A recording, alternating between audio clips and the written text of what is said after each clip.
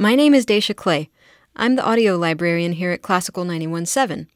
While I'm a real librarian, I have a deep, dark secret.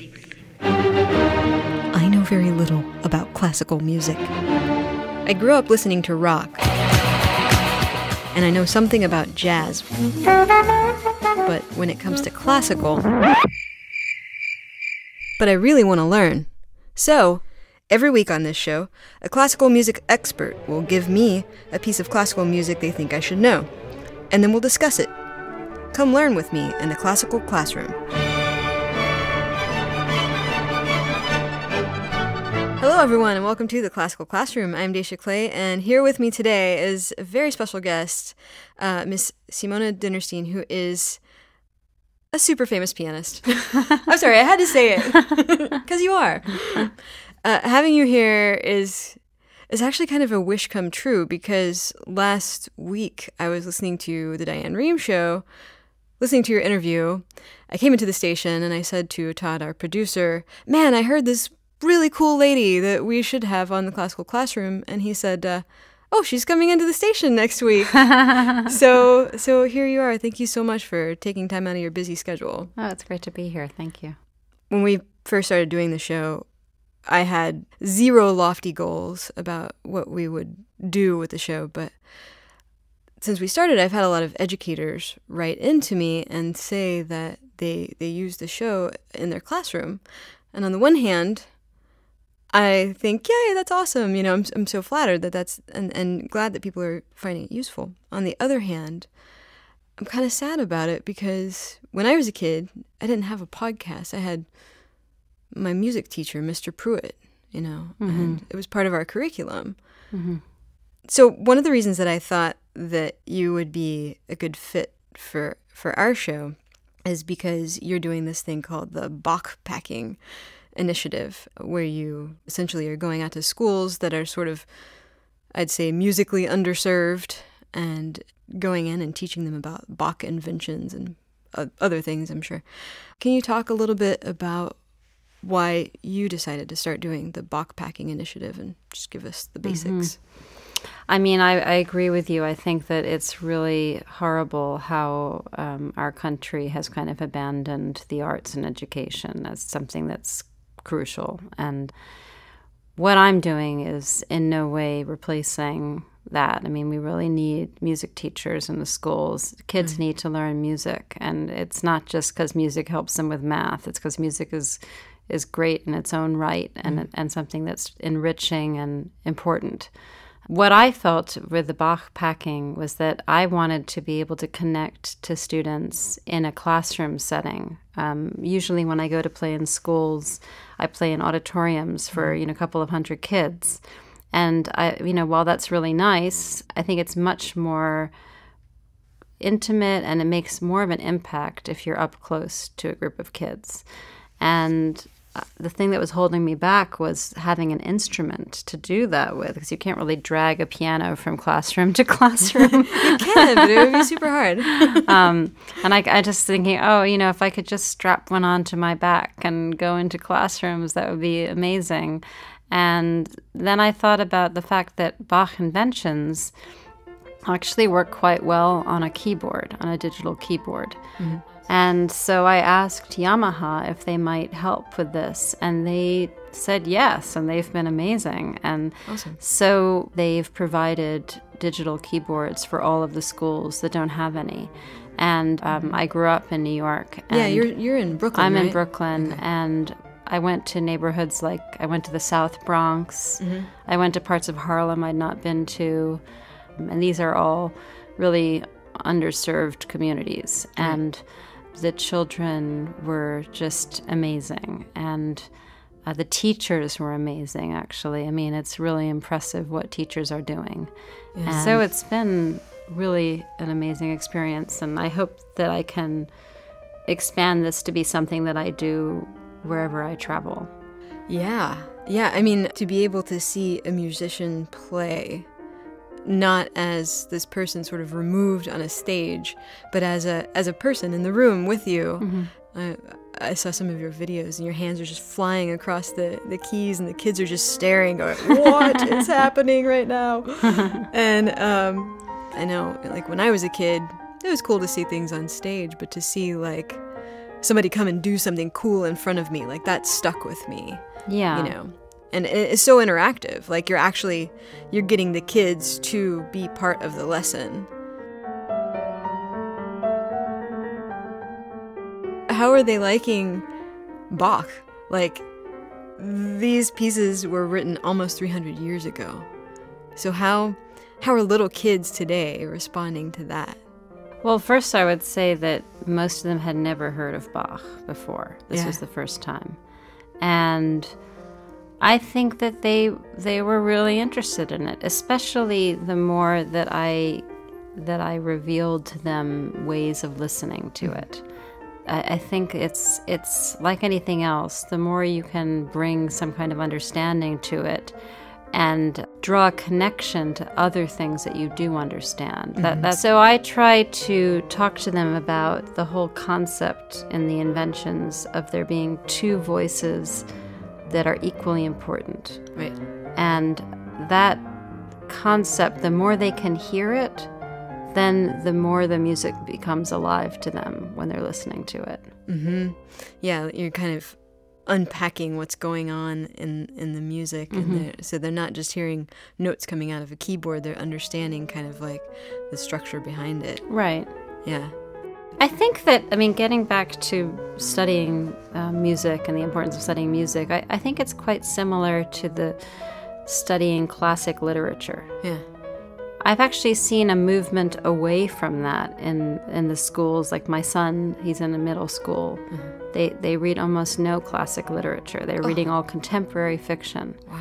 And while he's reading interesting books, I think there's a place for the classics. And it's because it teaches us about a different time of life, a different era in history, and it's usually literature that's quite challenging to read. It's not an easy read. You have to really think. You have to really involve yourself in it. And I think the same is true with classical music. You know, you have to activate a certain part of your brain. You can listen to it just for the pleasure of it. You can, but you can also listen to it with much more of an involvement and active listening. And that's something that a lot of kids don't know how to do, this kind of active listening.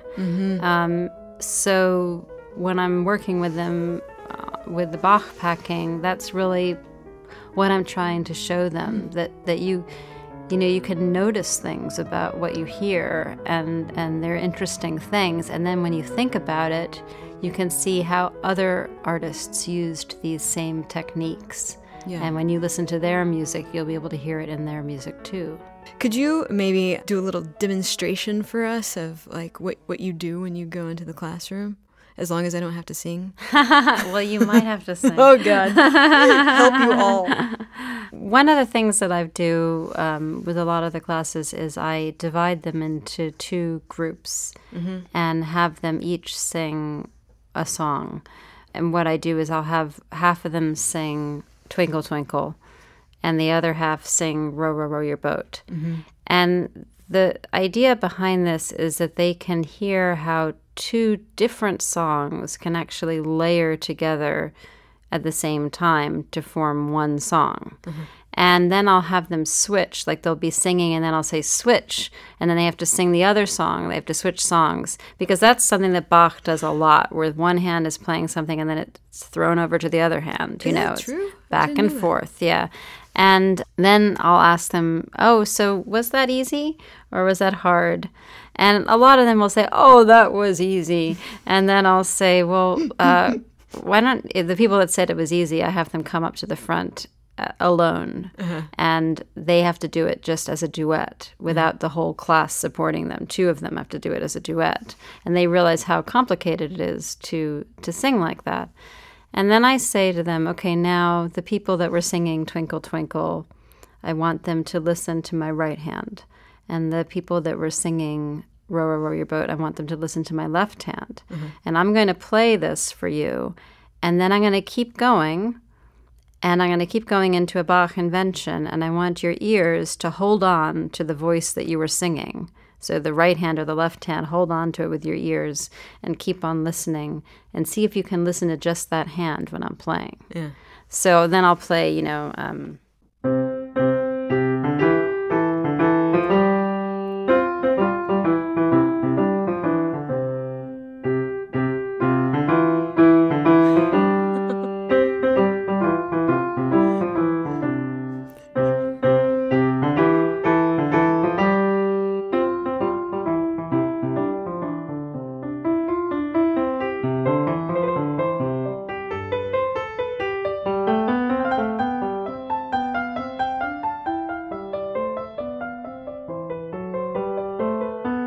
etc., like that. Yeah. And usually they have a very different experience of listening to it after we do that. Yeah, I bet that. I mean, I was sitting here and just laughing because I was like, how on earth are you dividing your brain in half like that to be able to? Oh, God, that just kind of hurt my head a little bit. That's really cool. So the kids who come up, like, are they sort of squirming, going, I don't want to do this? Are they excited about it? Are they like into it? What's their takeaway? They're into it. Yeah. They want to participate. They want to be part of it. The more I involve them, the more excited they are. Yeah. Kids don't want to just sit and listen. They want to do something. Right. So then I usually move on with them, and I'll say, okay, now I want you to listen to the fact that in that situation, the right hand played a melody, and the left hand played that melody too. Or in another invention that I played, this one, the right hand, they are playing the same thing. Mm-hmm. And usually it takes them a while to hear that. I'll say if I played the two hands together, like if I didn't play it how Bach wrote it, but I brought them together, they'd be doing... That's what they're doing, right? But the right hand starts and then the left hand comes in. So your brain has to kind of divide itself up so that you can do that kind of imitation. And then later on in the piece, they switch and the left hand does, and then the right hand goes. So then the right hand imitates the left hand, and then they switch how they did that. Mm-hmm. And so then I'll ask for two volunteers to come up. And they sit at the keyboard next to each other, and I'll give one of them 3 notes, like these 3 notes, and I'll say, okay, I want you to make something up with those 3 notes. Mm-hmm. And then the person sitting next to you has to then imitate that. So they'll make up something like, or something like that, and the other one has to do the same thing. Mm-hmm. And then I'll say, well, sometimes what Bach does is he does imitation, but he does something different with it. So like in this invention, this one, the melody is this. And I'll have them sing it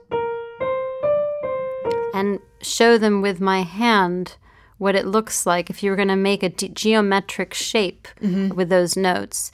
It would be like going up and then coming down, and it's essentially a triangle pointing upwards. And they all see that. They all hear and see that it's a triangle. And then I'll say, well, in this part of the music, he does something where he goes in the left hand, and then he does in the right hand. And I'll have them sing this and see how it's the opposite. It's a downward pointing triangle, and they're doing the opposite things. Bach was really interested in patterns like that, and I'll teach them the word inversion, that one hand is inverting what the other did, is turning it upside down.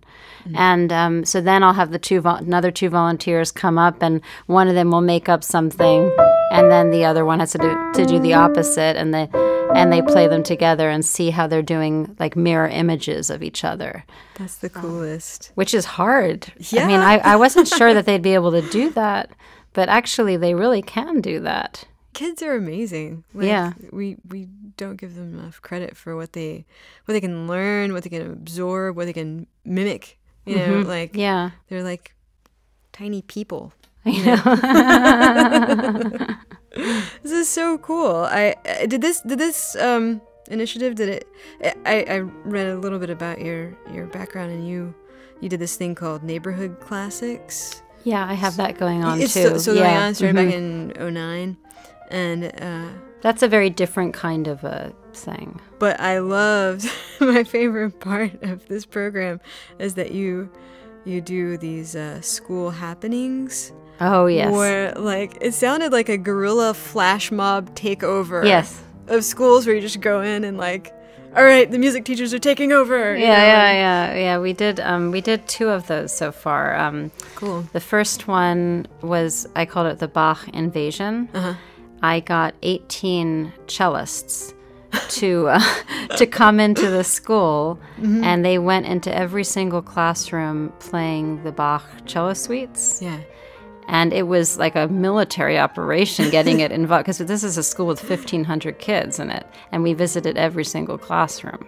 So they would go, like, every 20 minutes they'd rotate into other classrooms, and you'd hear various cello suites coming from all over the school the entire day. And and the second one that we did was, I called it the Renaissance Revolution.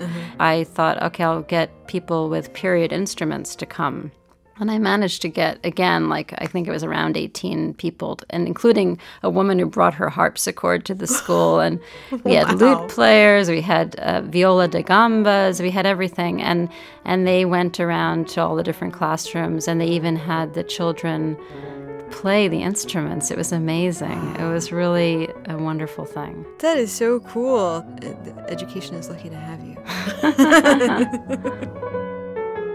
I mean, everybody has been really excited to have it come. I wanted to go to underserved neighborhoods. I'm much more interested in going to places like that. I mean, I'm slightly hypocritical because the school where I started Neighborhood Classics, which is a school in Park Slope where I live, and where my husband teaches and where my mom teaches. That's a very affluent neighborhood. It's a public school, but it's a public school in an affluent neighborhood. I feel a personal connection to that school because of being part of it. I went to that school when I was a kid, and my son went there, and I have all of this feeling for it. And in that situation, I've created a concert series there because I thought this is a neighborhood where all of these people should be going to hear classical music concerts, and they are not. Like my friends, the other parents who could afford to go to concerts, they tend not to, for a variety of reasons. Cost of babysitting might be part of it, or just inertia, or also right. But there's I also have to watch Netflix. But there's just a lack of interest. So I thought if I could create a concert series that's really easy for them to go to, that's in a community in their school, they're used to going to school, everybody goes there, and the kids can go too. It's not like you have to find a babysitter. Then maybe all these people will come. And what has been incredible in that situation is that all of the concerts are sold out. And it's all those people that, the New York Philharmonic is trying to get to come to their concerts. It's like the 30-something-year-olds, the 40-something-year-olds that are, kind of middle class, upper middle class people.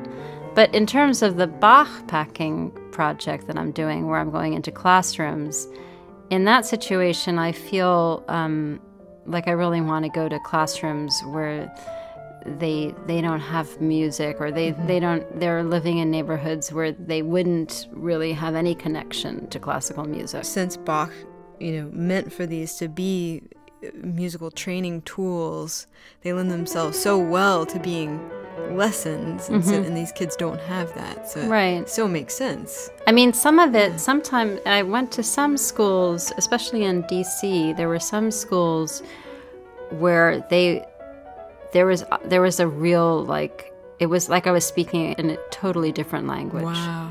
And they just really had trouble connecting to me, And so then I tried to talk in their language. So, like I was talking about duets, and I said, okay, name me some singers that you listen to that sing duets. And so they named a whole lot of different people, and one of the people that I know that they were listening to was Jay-Z. Yeah. So Jay-Z does a lot of duets, and so a famous one would be with Justin Timberlake or whatever. Yeah. And I'll say to them, do they ever sing at the same time? Get out your seat, ho. And they would be like, no, they don't. And why don't they sing at the same time? Because we couldn't understand what they were saying if they were both singing at the same time, which is true. But it also, we live in a world musically, the popular music, where we want to focus on one thing at a time. Yeah. There's much less layering of intricacy in music.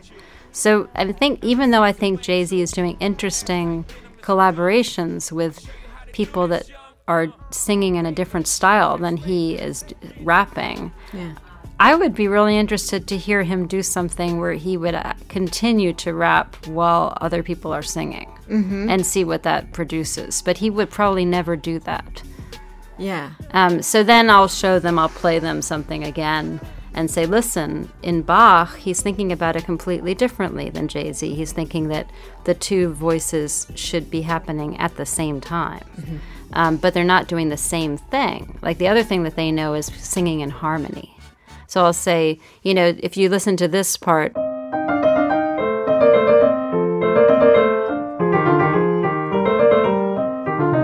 that's singing in harmony. Which this is from the B flat invention. Okay.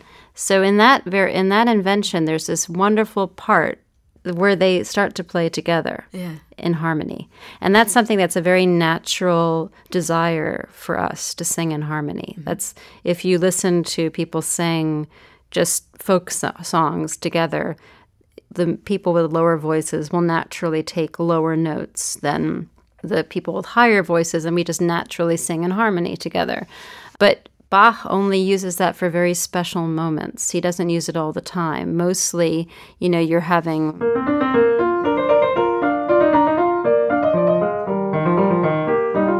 where they're playing two different things. So I'm sure at that moment, when you've said Justin and Jay-Z, the kids are like, oh, this all makes sense now. Finally, lady, we know what you're saying. That's great. That's great that you're kind of able to, make that connection, or that you got desperate enough trying to talk to them. Oh, no. I mean, I've been thinking about it a lot. And one little boy in one school said, well, he had an example of where two people sang two different things at the same time. Musicals. And I thought, wow, you're totally right. I hadn't thought of that. It's like a genre that I never think about, really. Yeah. But of course, in musicals, you will have duets where they're singing different words at the same time. Right. And then I was trying to think about rock music that might be more like Bach. And I thought, well, a group like Led Zeppelin. That is contrapuntal. I mean, the guitar is equal to the voice, and the drums are not doing a constant rhythm. I mean, everything was kind of experimental and different, and they were really thinking about music as many different layers working together, and the words are not necessarily the most important thing in a Led Zeppelin song. Right. And so that's quite interesting, but I don't think there's a lot of rock today that is like that. Well, I don't know. I think about bands like Radiohead. Yeah, maybe Radiohead. Yeah. Radiohead and kind of more sort of prog rock bands like that. Yeah. Doing more kind of sophisticated things. But like the really popular greatest hits at the moment are not doing anything like that. Like your Nickelbacks are not. They're not. No. I don't even know if Nickelback is still on the radio anymore. Coldplay or something like that. I don't know. I get lost in the genres. Yeah, me too. My son is my guide. What does your son listen to? My son he's listening to so much at the moment. I don't even know. His latest one is he's listening to Queens of the Stone Age. Oh, that's a great band. Yeah. That's awesome. They just put out a new album. Oh, did they? Yeah. I don't know if that's what he's listening. Yeah, I just heard one of their new songs on All Songs Considered. It was really good. Uh-huh. Yeah. I wanted to, just briefly before we stop chatting, I wanted to ask you why these inventions appeal so much to you. Like, what is it that you love so much about them that you feel like, you know, they need to be taught to one and all? The inventions, they really built who I am in many ways, and I think that they do that for many people. That you learn about counterpoint as a pianist. You learn about counterpoint from the inventions, and then they live in you forever. Yeah, you started. I read that you listened to these when you were a little girl, right? And that was like it was the first Bach. piano music, first Bach that you heard. Yeah, I think about them almost like that. What Bach did for us was he wrote a set of fairy tales for us, and in the sense that there's something archetypal about this music, about the inventions, and you see them in everything else. And when you think about fairy tales, when you're a kid, you read them just for the plot. Yeah. And then when you're an adult, you realize that there's all of this symbolism in them, and that actually you've learned about story structure from fairy tales, and you see it again and again in novels and short stories, and you see those characters appearing in your life and in books, but everywhere. And I think that the inventions are quite similar in that they show you things about form and about keys and, you know, harmonies and how your hands work as a pianist. Yeah. And then you just use that forever. There's something sort of like clean and primordial about them at the same time. It's really, I don't know, they're so simply complex. It's like, and it's funny that you use the word archetype, because we actually did a classical classroom where we talked about the C major with the professor from Rice, Kurt Stallman. We talked about how archetypical this music was, how each one of them creates a circle and brings you back home. And we were talking about like why it is that we hear that of being brought back home in the piece, and why it sounds complete. So Simone Dinnerstein, thank you so much for being so generous with your time. It's been really great to talk to you. Thanks. It was really fun to talk with you. All right, that's it for Classical Classroom this week. If you want to learn more about our show, go to our brand spanking new website at houstonpublicmedia.org. You can find us in the arts and culture section right now. You can also find us on iTunes and SoundCloud. As a matter of fact, speaking of iTunes, if you listen to us that way, please rate us and review us. We'd appreciate it, especially if you said nice things. Hint, hint. If you want to send me an email about anything, preferably classical music, send an email to dclay@houstonpublicmedia.org. Thanks to our producer, Todd Hulslander, for producing so well, and to Sinjin Flynn, our program director, for just being himself. Oh, and thanks to me for saying stuff. All right, thanks for listening. We'll catch you next time.